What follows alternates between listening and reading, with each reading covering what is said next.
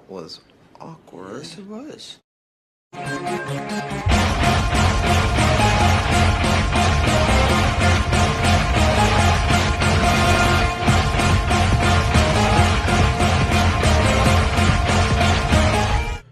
What's good, everybody? This your boy Jagging Off the Go to Jags YouTube. 904 to Bowl City, Duval. We in the fucking building yet again. Now, this type of content is stuff like I usually reserve for the off season, but I feel like I need to speak on it because this whole situation truly just baffles me. It's so fucking bizarre. Like, I don't get it at all, but I feel like I gotta talk about it. And what I'm going to talk about is the man's jersey I'm wearing, the man whose jersey I'm wearing today. And, what's that? Well, it's not Monteric Brown. I don't have his yet. But I might, I don't know. He keeps playing good. I might get it. But this is actually my signed James Robinson jersey that I haven't worn in a while. So, I felt it'd be appropriate to talk about it. Now, today what we are going to discuss is the bizarre rise and I guess fall of James Robinson. It feels weird even saying that, but you know, that's looking like that's the case. Now,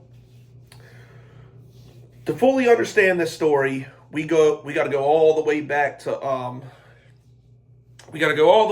2019.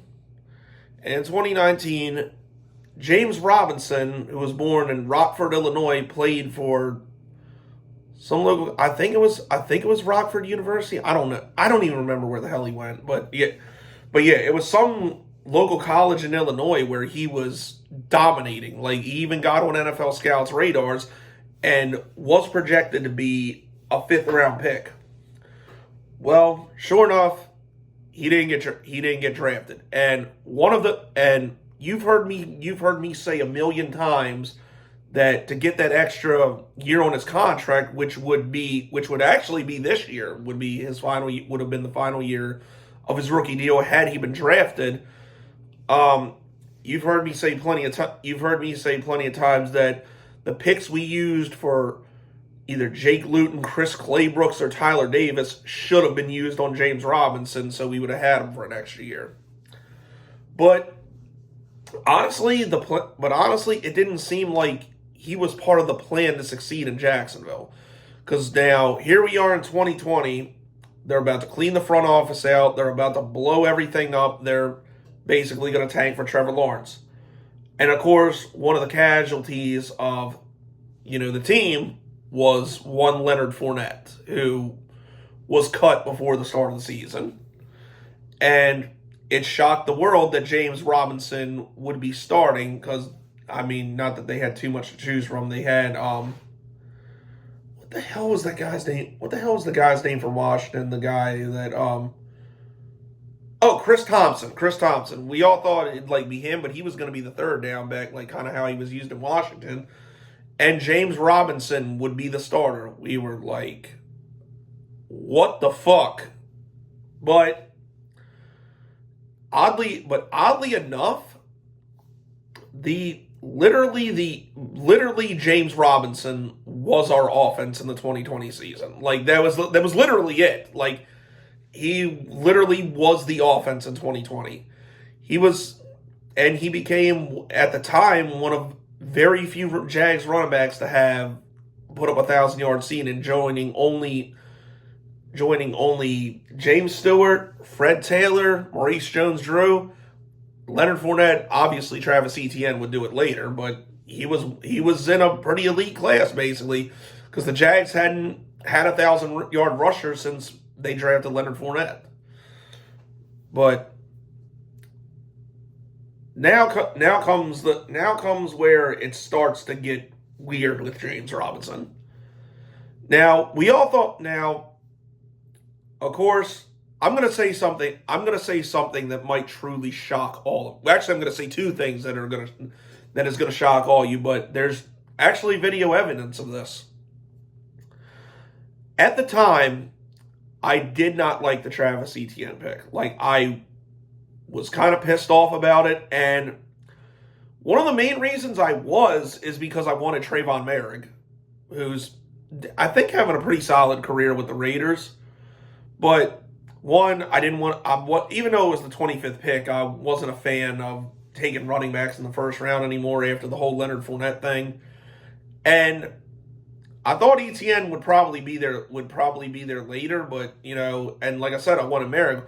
Well, here's the other thing that's going to shock you. Turns out, even I am wrong sometimes, because ETN's a monster, fucking, and then we ended up drafted a better safety in the next round in Andre Cisco. So it kind of worked out, but it's not about that.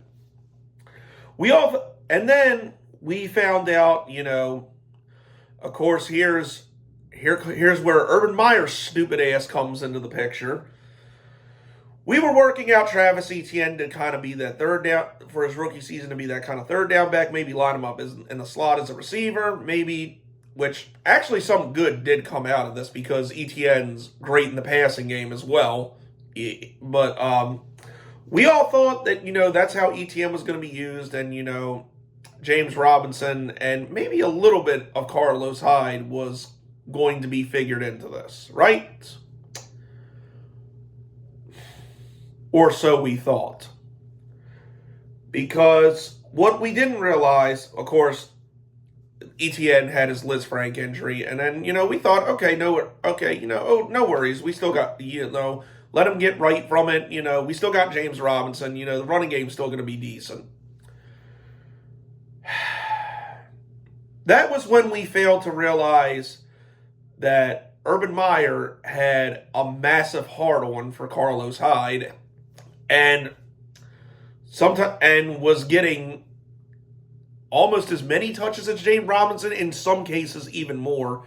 And we were trying to figure out why this dynamic weapon that we found undrafted from a damn near community college, by the way, was not being used to help a young quarterback in Trevor Lawrence. But like I said, Urban Meyer had a hard-on for Carlos Hyde. And of course, when he got fired, James Robinson was the starter. And sure enough, shortly after that, he tore his Achilles. And that's going to come into play later. But somehow, in the midst of that season, James Robinson still somehow had 760 yards and 8 touchdowns. So we thought, okay, well, now that this dipshit is gone, Doug Peterson's here, we're going to use James Robinson appropriately, and we're going to have a good 1-2 punch with him and ETN, because Carlos Hyde, the useless ass, is gone. But then this is where it gets weird. Well, not so much, because in the beginning it worked out. That's how it worked out. ETN was more used in passing games and like draw plays and stuff like that, and James Robinson was getting the majority of the carries, and even had 2 back-to-back 100-yard games against the Colton Chargers. So it was looking pretty good. Then this is kind of where it falls apart. ETN starts emerging, and the Jaguars at the time were losing. So, and then, Breece Hall went down for the Jets, and then the Jets came calling, and, at the time, just because we were losing and I thought there was no way we were going to re-sign him anyway, I thought, we might as well get something for him, and, we're losing anyway, so what does it matter? And, ETN's fine. We traded a 6th round pick for James Robinson with the Jets, which we thought, he'd go on and at least have a solid year there and build up, and then build his stock up so he'd get a pretty good deal in free agency. And the 6th round pick we got for him, for the record, ended up being Parker Washington. Now, he's been hurt, but he did have a pretty nice punt return in the Texans game, so time will tell how he gets on. But back to Robinson. we all thought, now that Breece Hall's gone, he's going to be the guy for the Jets, and the Jets at the time were winning and were looking like they might sneak into the wild card. Well, didn't happen that way. James Robinson had a total of 29 yards for the Jets, 1 touchdown, and was pretty much inactive the whole time. And, I actually went to the Jags and Jets game in New York that past year, and I was actually looking forward to seeing, Robinson play against the Jags and how it would be. And then I find out he's not even active. I'm like, you got to be shitting me. You're not going to let this guy play against his former team? And you could tell, because I saw some video with Trevor Lawrence talking to him, you could tell James Robinson just missed it here and just did not want to be with the Jets. But then I thought, okay, well, the Jets kind of fucked him over because I forgot to mention that that pick was conditional. Like if James Robinson got, I think, 400 yards or something like that, then it would be a 5th round pick. And I thought the Jets were just being petty and just let him sit on the bench, so all they had to give up was a 6th round pick. But now looking back on it, I don't know if there was more to it, but this offseason we thought we saw James Robinson sign a 2-year deal with the Patriots. I was like, okay, this could be good. Him with Ramondre Stevenson, he got a nice little payday. He got, a decent payday. Not a great one, but a decent one for a running back. And then he gets cut by the Patriots before the preseason even starts, and we're all like, what? You just signed this guy to a 2-year deal and then cut him? Did not understand that. And then shortly after that, he was in camp with the New York Giants. And then we thought, he was the backup plan to Saquon Barkley after his whole contract holdout. And then before the start of the season, Saquon signed his deal, and then they cut him. Again, we're like, okay, yes, Saquon's back, but he is kind of injury prone, and still would be nice to have a decent backup. But apparently that wasn't the case. And now, just recently, a couple weeks ago, he signed with the Green Bay Packers, and I think was actually active for the Thanksgiving game, but didn't see a snap. And then we find out, I don't know if it was yesterday or today, they cut him. And it's just like, what the, we're all wondering, like, what the fuck is going on? Why does this keep happening? Like, it intrigued me so much that I even Googled, like, why does James Robinson keep getting cut? And the only thing I could come up with is, when he got cut from New England, they were citing health concerns, which honestly didn't make any sense because he had his Achilles injury in 2021 and then played for the Jaguars and had two 100-yard games after it. So unless there was some injury like we don't know about, he should have been fine and recovered from that. Surely.